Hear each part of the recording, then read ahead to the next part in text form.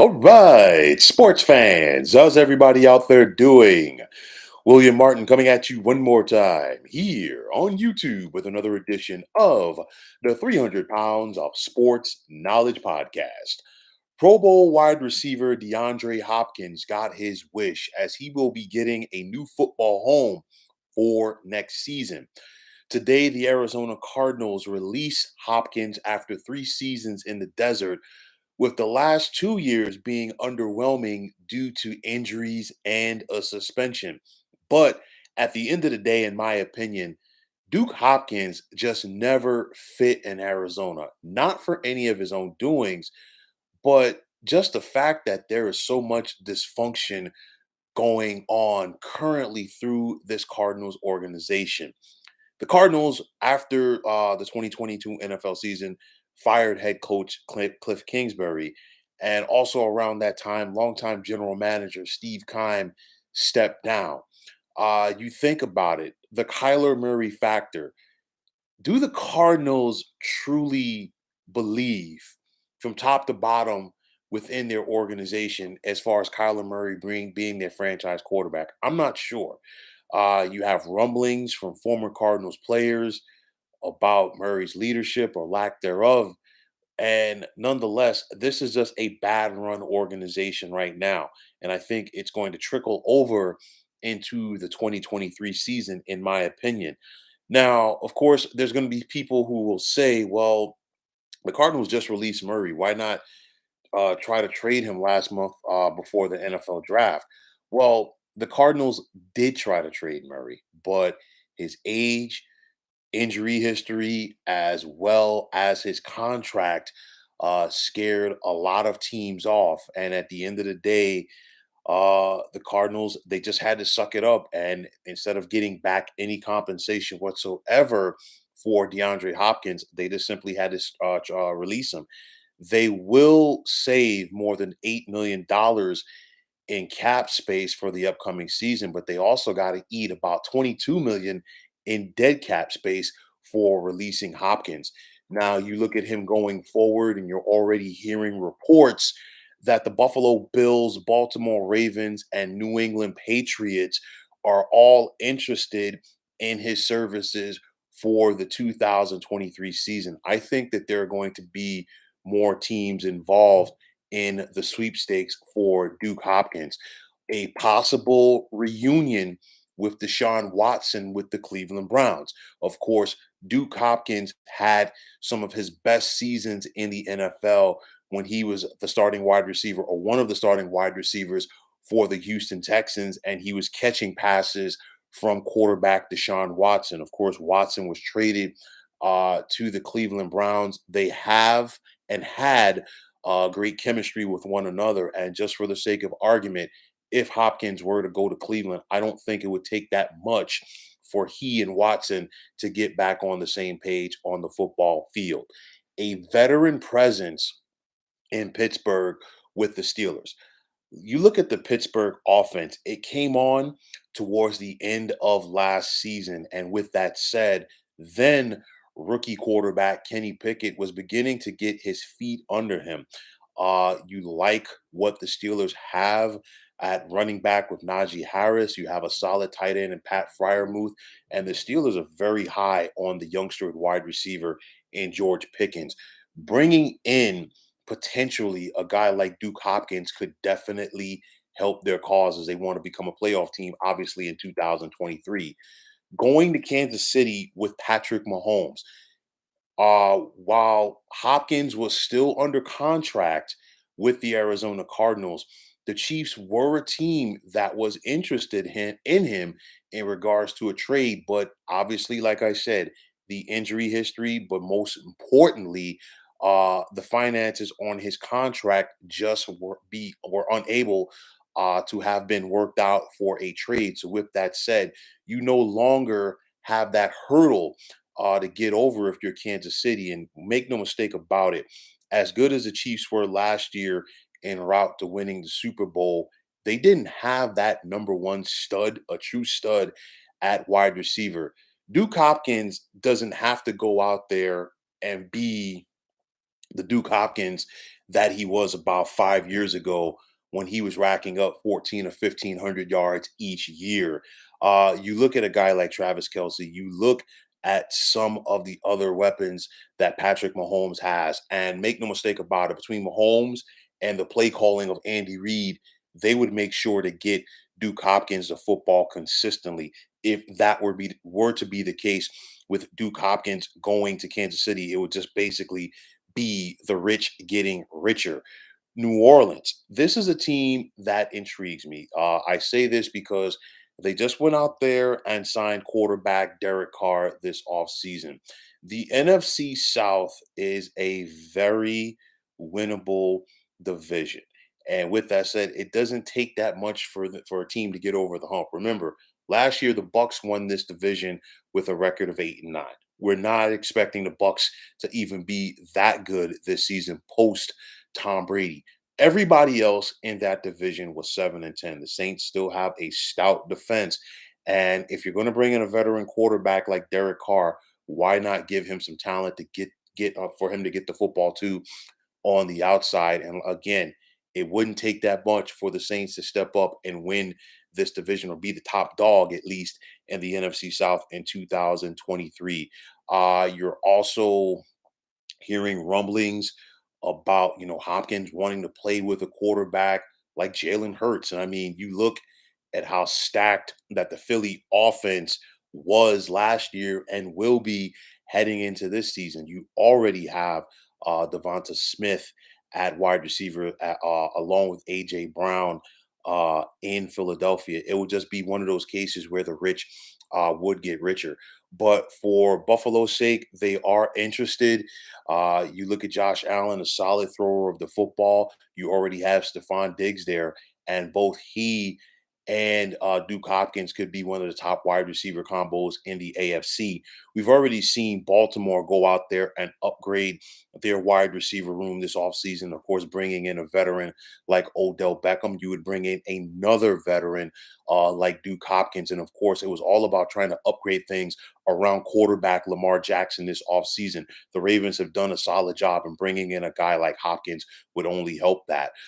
You look at New England, and it's one of those where, unlike all of the other teams that I've mentioned, I'm not sure if the quarterback there is as attractive for free agent wide receivers, like some of these other teams, like a Baltimore, like a Kansas City, like a Buffalo.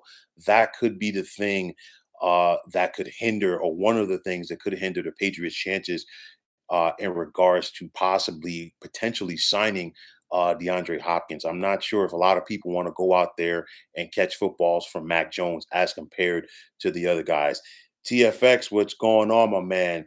You're saying, do you think that DeAndre and Kyler Murray had friction? In my mind, absolutely.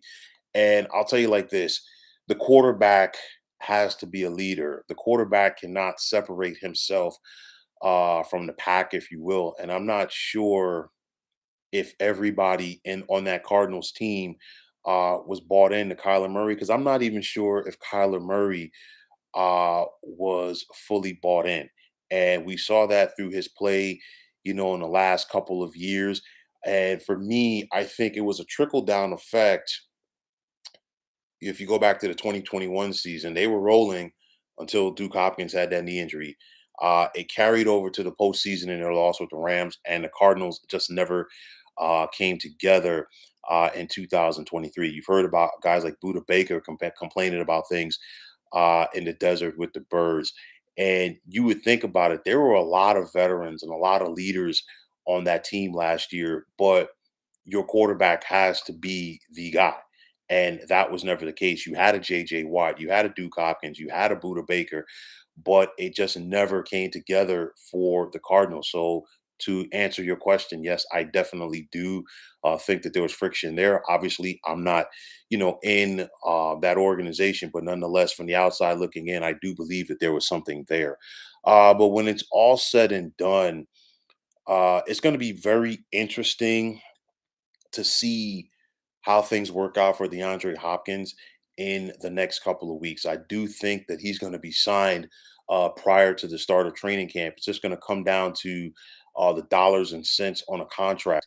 for a potential Super Bowl contender, he's probably not going to break the bank. But if he does go out there and break the bank, it's going to be a scenario where more than likely he's not going to be going to a good team, which means that at the end of the day, it's all about him getting his ones. For me, this is going to be interesting. Does he want to win or does he want to get paid? That's what it's going to come down to. I mean, you look at Duke Hopkins, and for his stellar career, the only thing that's missing is that Super Bowl championship. You're talking about a guy over 11,000 yards for his career, 71 touchdowns, more than 850 receptions. He had 3 consecutive years where he had more than 100 receptions. He had 4 consecutive years where he went over the 1,000 yard mark in receiving. And at his height of his career, you're talking about a guy that was one of the best in the business. Like I said, he's on the other side of 30 now. He's coming off of that knee injury that he had or the knee surgery that he had in 2021 during that season. Came back and was solid in 9 games last year for Arizona. He had 64 catches for 717 yards. But we could be talking about him going to a team where he's part of a rotation, meaning he doesn't have to be the guy. And if Duke Hopkins doesn't have to be the guy and he can go out there and arguably play with a guy like Travis Kelsey in Kansas City, play with a Stephon Diggs in Buffalo, play with an AJ Brown and a Devonta Smith in Philly, go back to a situation in Baltimore, being alongside an OBJ where, Lamar Jackson and his playmaking ability at quarterback are going to put you in line to consistently get the football. So it's going to be very interesting to see.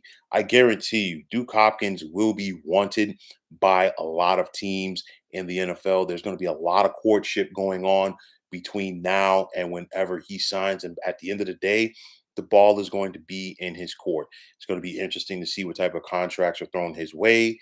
How does he feel about them?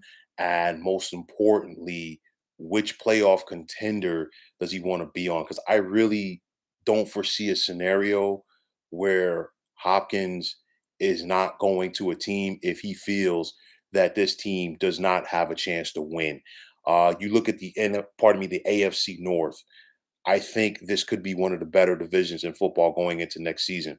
Deshaun Watson now has another year under him with the Cleveland Browns. We talked about the Baltimore Ravens being a potential landing spot. I also mentioned the Pittsburgh Steelers, and I don't think the Bengals will be in the mix to go out there and sign Duke Hopkins. But nonetheless, you think about Joe Burrow and that offense, they're going to be in a mix to once again be postseason contenders as well. You think about the dynamic of Kansas City. You think about potentially going to Buffalo. Cole, what's going on, man? You ask me where I think he goes. I think it's going to be up in the air, but I do think that if I had to take a guess and I had to be a betting guy, I think an AFC team would probably be at the top of the list.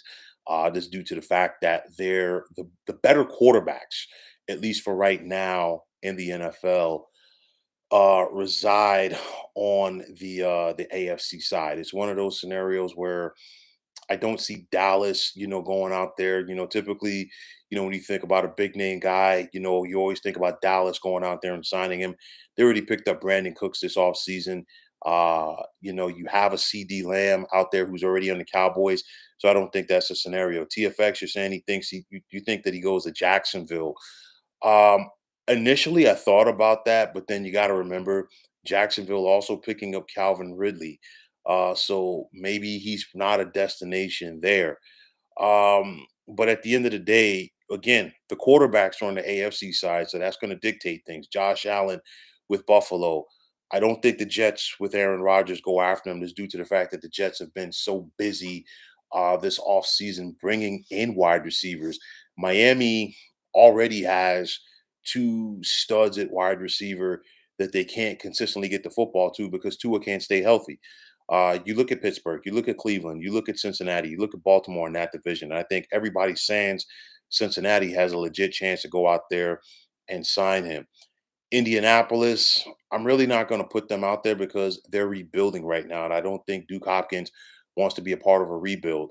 A reunion in Houston with the Texans, I don't think that's likely either because the Texans are rebuilding with a young quarterback in CJ Stroud. Um, Cole, you also mentioned Christian Kirk there as well. Very true. And the Jacksonville passing game is very intriguing to me heading into next season. I just don't see Duke Hopkins, being a part of that. Kansas City, the Chargers, maybe because you got a couple of wide receivers out there that can't stay healthy, and Justin Herbert can sling that thing. Maybe that's a potential landing spot for Duke Hopkins as well. On the NFC side, the Giants have been busy trying to upgrade their wide receiver room this all season. Just for the sake of argument, you could say that New York would go out there and sign him, but at the end of the day, how many guys can Daniel Jones throw the football to? Philly, I think, makes more sense in that division. Really, to me, off the top of my head, nobody in the NFC North. I think out of the NFC South, the most sense would be New Orleans, and the NFC West. San Francisco for the sake of argument, but at the end of the day, how many guys you're gonna have out there to get the football to already? You got Brandon Ayuk, you got Debo, you got Jawan Jennings. How many guys are you gonna go throw the football to? And let's not forget George Kittle at tight end, and then finally Seattle. Seattle has DK Metcalf, and they went out there this year and spent the first round pick on Jackson Smith and Jengba. So it's really going to be interesting to see where Duke Hopkins goes. But nonetheless, like I said, it really won't be that long before he finds himself a new NFL home for next year. Definitely before the start of training camp, Duke Hopkins is going to find himself a new team. So, folks, that is going to wrap it up. And as always, I want to take this time out to thank you for tuning into the 300 Pounds of Sports Knowledge podcast here on YouTube. I want to take this time out to thank all of you fine folks out there for tuning in. And if you have not already, please feel free to subscribe to this channel. Now, if you're on Twitter, please feel free to follow me at 300 Pounds of Sports. And like I always say, if you follow me, it'll be my pleasure to follow you right back. There's also the sports discussion group on Facebook at the Sports Depot 365. Now you can check it out. Drop a line and be a part of one of the better sports debating sites going on social media. TFX, as always, is a pleasure. Thanks for chiming in. And I also always appreciate the support. The same goes for you, Cole. I definitely appreciate the support. Definitely appreciate the good comments, and a happy and a safe holiday weekend to each of you, as well as those who are closest to you.